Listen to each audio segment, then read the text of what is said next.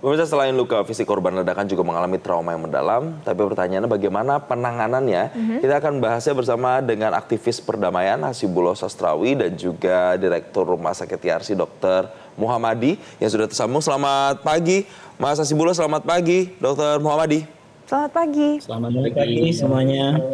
Baik, terima kasih telah bergabung sama kami. Mungkin saya pertama mau ke Mas Hasibullah dulu. Mas Hasibullah ini punya pengalaman menangani bagaimana korban-korban dari kejadian-kejadian misalnya korban bom atau ke ancaman-ancaman lainnya terjadi begitu. Nah, pertanyaannya adalah dampak trauma psikologis yang paling terasa yang biasanya terjadi pada korban-korban semacam ledakan ini biasanya terlihat dari apanya tuh Mas Hasibullah? Terima kasih Mas Johnson. Sebelum menjawab pertanyaan tadi, izinkan saya menyampaikan mungkin 3 poin sebagai catatan awal. Yang pertama, tentu berbelasungkawa untuk segenap keluarga korban dan penyintas, langsung ataupun tidak langsung kita terpanggil dan harus melakukan penguatan bersama. Dan yang kedua, saya sangat memahami bila kemudian bom ini dinyatakan sebagai bom non-terorisme. Jadi ini istilah yang harus kita gunakan juga karena ada korban bom terorisme. Itu yang biasa kami dampingi selama ini. Yang 72 ini adalah menjadi korban bom non-terorisme. Kenapa kami memahami? Kalau kita lihat dari pengalaman selama ini, biasanya bom terorisme itu dilakukan dengan sentuhan ideologi tertentu yang menyasar simbol tertentu. Dampaknya di lapangan adalah tidak ada hubungan di antara pelaku dan korban, bahkan tidak saling kenal. Nah, dari sini agak berbeda dengan penanganan korban bom non-terorisme di SMAN 72 ini, karena ada hubungan di antara korban dan pelaku daripada pengeboman ini. Tentu ini menjadi kompleksitas tersendiri secara psikis. Masuk ke pertanyaannya tadi, apa yang harus diantisipasi? Pada masa-masa awal seperti ini, berdasarkan pengalaman kami mendampingi korban bom terorisme, sekali lagi mungkin berbeda, tapi kita akan menggunakan pengalaman itu dulu. Ini minggu-minggu pertama, minggu-minggu yang sangat berat secara fisik dan psikis. Sekali lagi kita harus utamakan mungkin kebutuhan fisik, penyembuhan fisik, tapi pada waktu yang bersamaan juga kesembuhan-kesembuhan psikis. Dan polanya agak berbeda-beda Mas Johnson, Mbak Valen, dari pengalaman-pengalaman yang ada. Ada yang langsung terbuka dan alami seketika dampak-dampak psikisnya, dan termasuk juga lukanya. Ada yang polanya kayak semacam menunda, tidak langsung di minggu-minggu hari-hari pertama luka psikis itu terlihat, atau luka fisiknya bahkan terlihat. Pengalaman kami dari penanganan korban bom terorisme itu justru ada beberapa yang baru mengalami kebutuhan operasi, bahkan penanganan operasi setelah beberapa bulan bahkan tahun setelah kejadian. Nah, ini menurut saya mention khusus kepada pemerintah agar memberikan perhatian terhadap kebutuhan medis ini. Jadi jangan nanti dianggap mereka yang sudah pulang itu dianggap sembuh langsung tidak akan kembali lagi. Kita berharap sembuh total lalu kembali lagi. Tapi manakala dibutuhkan lagi, mohon dukungannya dan anggarannya itu tetap diberikan. Jangan begitu keluar rumah sakit, pengalaman dari Mas Hasibullah bisa saat ini ditangani, tapi bisa juga sampai berbulan dan juga bertahun. Nah, ada Dr. Muhammadi, pemirsa, di Direktur Rumah Sakit Yarsi yang pasti bertemu langsung dengan korban-korban ini. Dokter, sejauh ini bagaimana kondisi para korban? Mungkin tidak hanya soal fisik saja yang kita ceritakan, tapi pada saat dokter menanganinya, bagaimana, adakah dokter sense ada trauma atau ada yang menjadi beban psikis mereka, dokter? Terima kasih Mbak Valen. Ya, saya pertama ingin menyampaikan turut berbelasungkawa seperti yang disampaikan oleh Pak Hasibullah sebelumnya, bahwa memang ini menjadi satu hal yang mendadak dan berat ya kondisinya di kalangan siswa terutama. Saya izin update yang pertama di Rumah Sakit Yarsi per kemarin itu kita sudah merawat 26 orang dengan 18 orang dirawat inap, 8 orang dirawat jalan, sudah 13 orang yang kita pulangkan. Jadi saat ini masih ada 5 yang masih dirawat inap, dan ada 1 yang kondisinya kritis masih di ruang pediatrik intensif Rumah Sakit Yarsi. Jadi betul yang disampaikan oleh Pak Hasbullah bahwa kondisi psikologis itu akan muncul kemudian. Jadi kemarin itu kita dengan teman-teman psikolog yang ada di Rumah Sakit YRC berkolaborasi dengan pihak Polda itu juga melakukan assessment baik kepada pasien maupun kepada keluarga ya untuk melihat trauma yang muncul dari kondisi ledakan. Setelah hari ketiga keempat kemarin memang yang saat ini disampaikan oleh teman-teman psikolog masih lebih ke arah gangguan awal aja. Jadi mereka mulai tidak ingin dikunjungi, teman-teman yang dirawat ini kemarin jadi merasa ada desiswa ini tidak ingin dikunjungi banyak orang, ingin lebih intens dan komunikasi dengan sesama mereka ya dan orang tua. Jadi kami klasterkan mereka kebetulan yang dirawat kemarin, jadi mereka bisa saling sharing dan diskusi, dan teman-teman psikolog pun lebih mudah melakukan penilaian awal. Jadi seperti itu Mbak Valen, mungkin yang kondisi di Rumah Sakit YRC ya saat ini. Baik, sekarang saya mau ke Mas Hasibulo lagi. Kita kembali lagi ke sisi psikologis. Mungkin ada yang dikatakan tadi oleh Dr. Muhammadi masih gangguannya di tahap awal secara psikologis begitu. Tapi kalau kata Mas Hasibulo tadi juga kemudian setelah keluar dari rumah sakit bukan berarti mereka langsung sembuh. Nah kalau gitu pertanyaannya, bagaimana memastikan bahwa tidak hanya sembuh fisiknya, tapi perlahan juga mentalnya bisa dikembalikan. Apalagi mereka ini kebanyakan usia-usia masih remaja dan mereka itu bukan tadi kalau kata Mas Hasibulo bukan korban non-teror begitu. Ya, ini sebenarnya hanya butuh antisipasi terutama dari pemerintah yang menanggung seluruh pembiayaan. Jadi saya menyampaikan karakter-karakter dari korban bom terorisme selama ini yang mungkin kita baca untuk memahami korban bom non terorisme yang terjadi di 72. Tapi kalau lihat dari sama-sama bomnya itu mungkin dampaknya akan kurang sama, walaupun sekali lagi secara psikis akan ada plus minus. Plus minus itu maksud saya begini, untuk korban bom terorisme karena mereka tidak saling kenal pada waktu dan pada momen tertentu mungkin mereka berat gitu karena menganggap seluruh teroris itu adalah musuhnya. Nah, setelah mereka mulai tahu waktu berbeda itu pelan-pelan meringankan dampak dan beban psikisnya. Oh ya ternyata tidak semua. Nah, mungkin dalam pengalaman SMN 72 ini justru terbaliknya pada waktu tertentu dan mungkin keadaan tertentu orang tertentu. Maksud saya ketika tahu pelakunya adalah temannya, itu mungkin sebagian orang bisa justru semakin emosional karena menemukan address dari pelaku kekerasan ini, atau mungkin malah ada sebagian orang nanti yang bisa lebih ringan menghadapi dampak yang dia alami.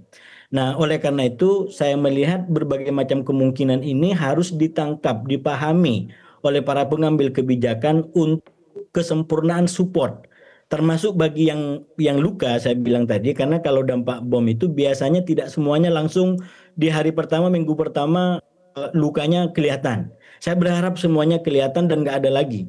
Kalau berdasarkan pengalaman kami yang korban bom terorisme, itu ada sebagian yang bahkan baru kelihatan ada dampak lebih dalam, itu setelah 1 tahun bahkan ada 4 tahun. Pak Dokter, itu baru ketahuan, oh ternyata ada syaraf yang terganggu, harus diambil tindakan operasi setelah 4 tahun. Nah, ini yang saya bilang butuh pengetahuan, pengertian dari pihak otoritas. Jangan nanti kalau korbannya datang lagi ke rumah sakit, lalu dianggap, oh kamu udah sembuh, jadi kami tidak bisa bertanggung jawab dan bantu lagi. Kalau pengeboman sekali lagi biasanya bersifat long term efeknya, jadi pengertian dan pengetahuan juga dari kita semua, terutama aparat pemerintah yang menanggung ini semua, sehingga nanti korban tidak semakin dibebankan oleh situasi-situasi ini. Kita komit dengan mendukung korban, mendukung penyintas untuk segera sembuh dan kuat kembali melakukan aktivitas. Kita coba tanya ke Dokter Muhammadi. Jadi pada saat dokter berkomunikasi dengan para korban ini, bagaimana komunikasi yang terjalin? Apakah banyak membahas soal teman-temannya? Apakah membahas soal terduga pelaku yang mungkin teman dari salah satu di antara mereka? Atau membahas apa, Dok? Ya, terima kasih. Di saat saya berkunjung ke teman-teman di mahasiswa yang menjadi korban, yaitu yang dirawat inap yang ada di Rumah Sakit YRC, memang rata-rata mereka lebih ke arah, pertama itu mereka berbeda kelas, jadi bukan orang yang satu angkatan dan tidak semua kenal dengan terduga pelaku ya. Jadi kalau ditanya itu mereka nggak tahu siapa ini sumber awal muasalnya. Nah, ada yang korban paling berat kondisi yang dirawat di PICU sendiri itu kelas 10, jadi benar-benar nggak tahu dan mungkin duduk dari dekat dari sumber ledakan itu yang menyebabkan lukanya berat. Mayoritas dari para siswa yang kita rawat itu adalah trauma akustik akibat ledakan itu, jadi kehilangan pendengaran. Jadi memang di 3 hari pertama perawatan kemarin kita concern kepada mengatasi isu medicalnya. Mungkin masalah psikoterapi akan muncul kemudian seperti disampaikan oleh Pak Hasbullah nanti kan, bahwa ini akan muncul ke sana. Kita fokus ke trauma akustik yang menjadi akibat ledakan dan kondisi bervariasi mulai dari yang ringan sampai yang sedang ya. Kita lakukan pemeriksaan lanjutan juga dengan menggunakan alat-alat medis, audiometri, OAE, dan kita masukkan juga ke dalam chamber hiperbarik untuk kondisi-kondisi yang ringan. Sedangkan yang sedang berat itu ada beberapa yang memang ada rencana untuk dilanjutkan timpanoplasti. Sedangkan kalau psikoterapi memang di awal yang disampaikan oleh tim psikolog kita bahwa mereka ingin tenang, ingin bersama keluarga, tidak mau dulu dikunjungi banyak pengunjung gitu. Jadi memang akhirnya kita menetapkan regulasi waktu hari Senin dan Selasa kemarin untuk membatasi kunjungan setelah di fase awal itu memang banyak kunjungan terutama dari para pihak-pihak yang melakukan investigasi dan mencari informasi dari pihak pemerintahan. Baik. Satu lagi Mbak Fenisa juga Pak Jason saya ingin menambah juga terkait dengan pembiayaan yang disampaikan oleh Pak Hasbullah itu juga menarik sebenarnya. Karena ini kasusnya akan panjang perjalanannya ya, seperti kasus yang luka berat ini kan melakukan beberapa kali prosedur ya. Ya, nanti kita akan bahas Dr. Muhammadi bagaimana penanganan ini panjang dan penanganan biaya seperti apa. Tapi di luar itu penanganan fisik, kesehatan medikalnya dan juga traumanya itu yang kemudian harus ditangani. Kita akan bahas lagi usai jeda berikut ini. Tetap bersama kami.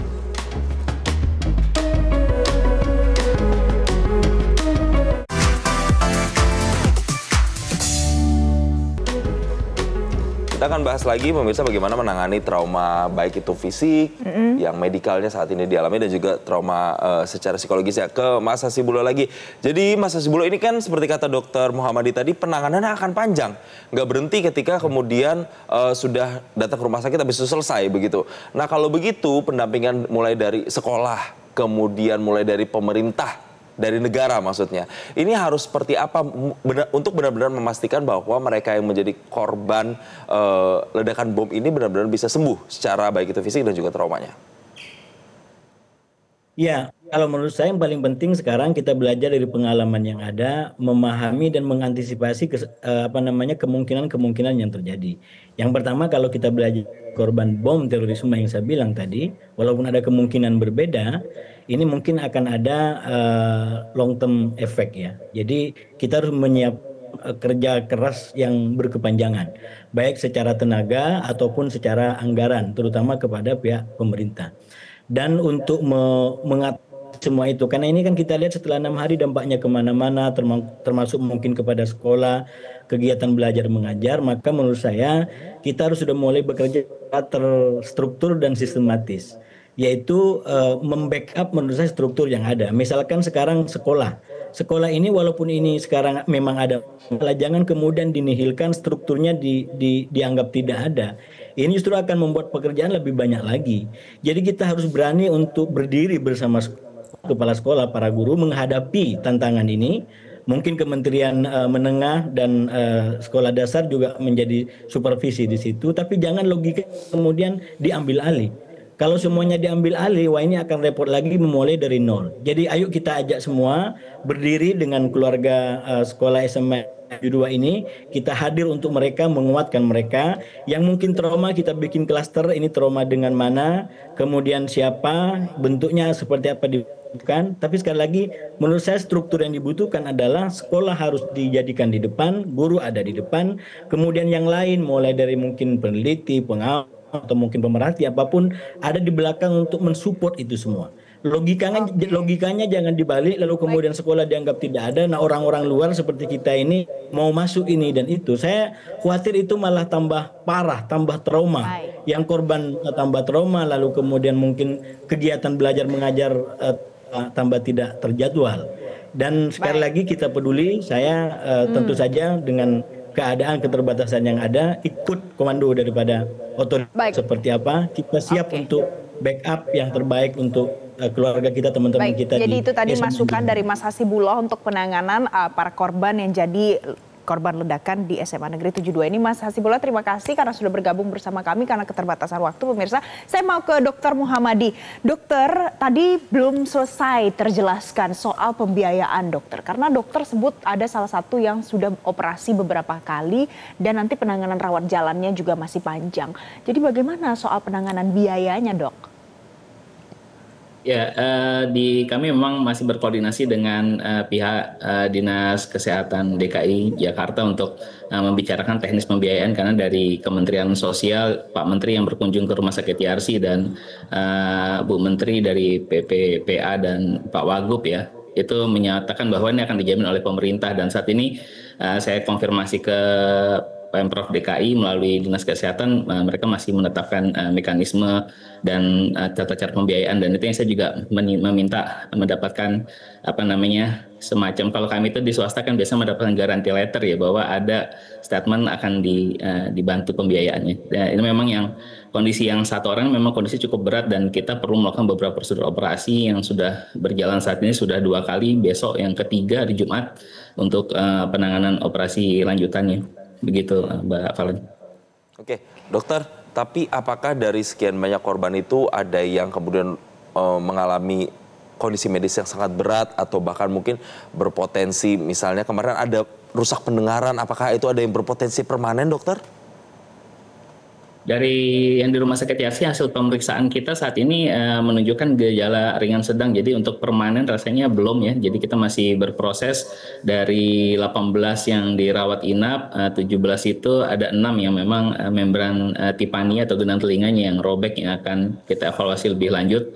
3 orang tuh direncanakan untuk rencana operasi karena luka robekannya cukup besar, sedangkan yang lukanya kecil, tidak besar, itu diharapkan karena usianya masih muda, menurut para pakar THT di tempat kami akan menutup dengan sendirinya. Itu yang akan kita lakukan monitoring dan evaluasi di rawat jalan, Mas Jackson. Dok, sedikit, itu kurun waktunya berapa lama kalau memang membutuhkan perawatan rawat jalan untuk yang luka di gendang telinganya tidak begitu besar? Itu kita jadwalkan evaluasi 2-4 minggu. Jadi kita review per minggu untuk melihat perkembangannya di poliklinik THT kita untuk melihat progresnya. Baik, gitu. Tentu diharapkan penanganan yang tepat dan ini maintenance untuk penanganan jangka panjangnya, jangka menengah hingga panjangnya juga terus diperhatikan supaya mereka nanti bisa sembuh baik secara fisik dan juga secara psikologisnya. Terima kasih Dr. Muhammadi, Direktur Medis Rumah Sakit YRC telah memberikan konfirmasinya bersama kami di Selamat Pagi Indonesia. Jelajahi cara baru mendapatkan informasi. Download Metro TV Extend sekarang.